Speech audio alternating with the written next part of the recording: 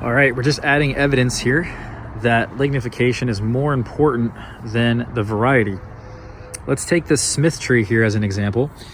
You can see a lot of the new growth that's come out last season is not very well lignified. You can see quite a big difference between this gray wood here that's quite hardened and prepared for the winter, whereas you have the new growth here that never really lignified. And in fact, it's been hit by this recent cold spell that we had of 4, 5, and 6 degrees Fahrenheit on different nights, and it's completely desiccated. In fact, even this thicker wood up here, you can see at the top, the wood is quite desiccated. The cells have burst in the presence of that extreme cold.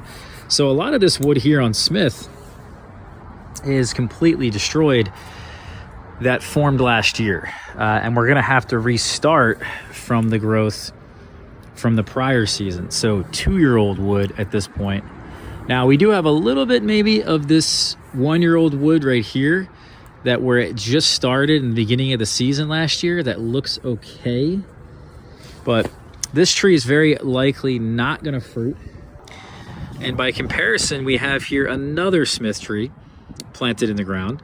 This one on the western exposure by the name of Texas BA1.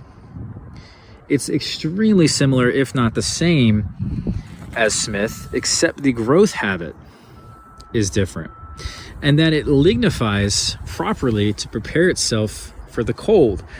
Now, this could be a combination of things. The way that I've pruned it, the amount of winter damage this has taken over the years versus the other Smith tree. Some people will say, oh, well, this is on the western exposure against the house, and that's the difference. I assure you, it is not. This is actually the growth from 2 years ago. This is the growth from 3 years ago. Look how much closer the node spacing is. Look how much it didn't grow last year. This is all the new growth versus some of the branches we looked at on the Smith were like triple the size.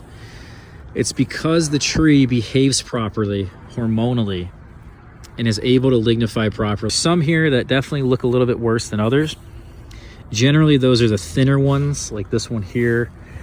We also got one here that looks a bit strange to me. So we're gonna get some winter damage on this, but very, very minimal amounts of it.